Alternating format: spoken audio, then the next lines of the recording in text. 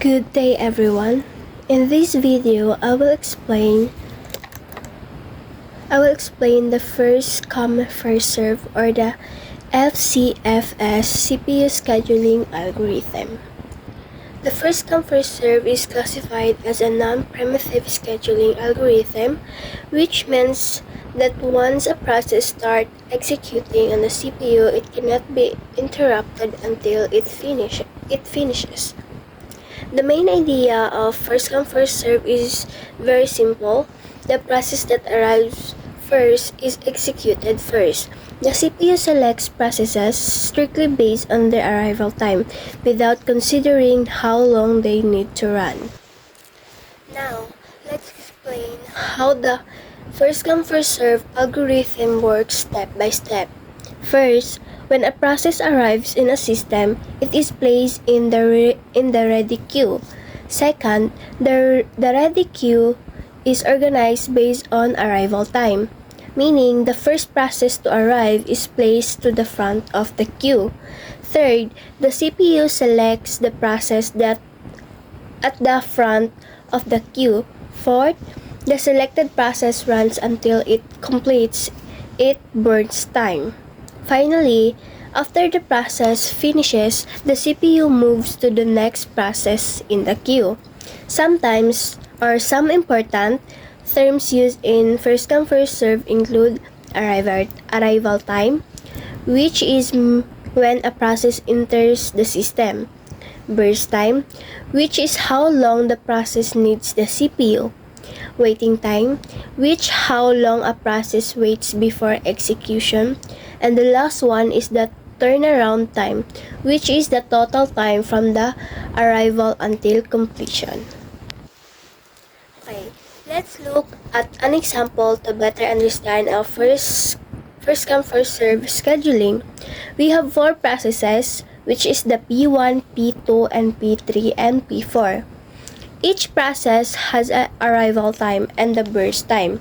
Since first come first serve schedules based on arrival time, the execution order will be P1, then P2, then P3, and finally P4, regardless of burst time.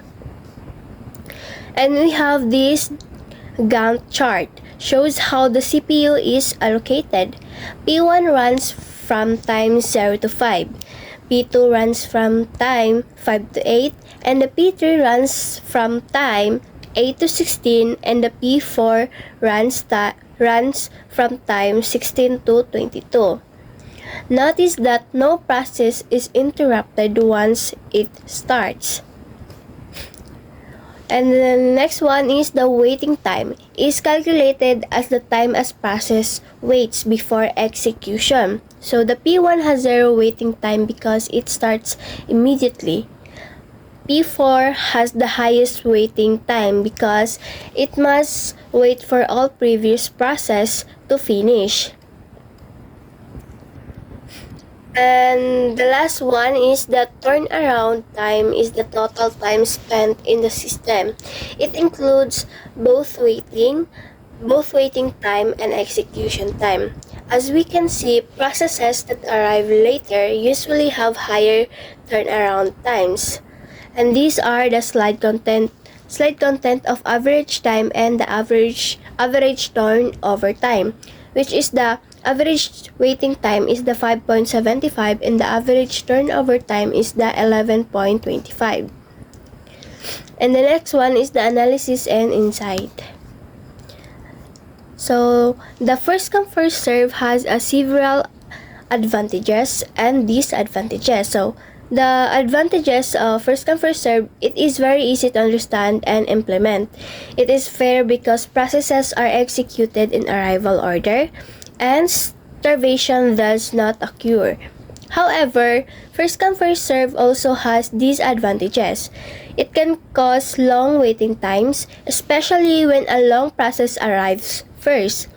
This leads to a conveyor effect where short processes must wait behind long ones. First come first serve is best used in batch processing system where response time is not critical. And these are the closing summary. first come first serve schedules by arrival time, non-primitive algorithm, and simple but inefficient. And these are the comparison of hand. First come first serve versus SGF. First come first serve ignores burst time, and the SGF is reduced waiting time. So, in a conclusion, first come first serve is a non-primitive scheduling algorithm that executes processes based on arrival time. It is simple and fair, but it can be inefficient when process burst time vary greatly compared to a shortest job first scheduling. So the first come first serve is easier to implement but usually result in a higher waiting times. So, to summarize, first come first serve is one of the simplest CPU scheduling algorithm used in operating system.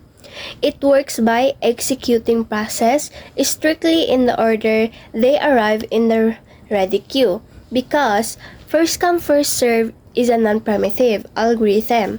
Once a process starts running on the CPU, it continues until it's finished without interruption. The main advantage of first come first serve is its simplicity. It is very easy to understand and implement, and it treats all processes fairly based on arrival time. Every process eventually gets CPU time, so starvation does not occur. However, first come first serve also has important limitation. If a long process arrives first, it can cause other shorter processes to wait for a long time. This problem is known as the convey effect, and it leads to high waiting time and poor system performance.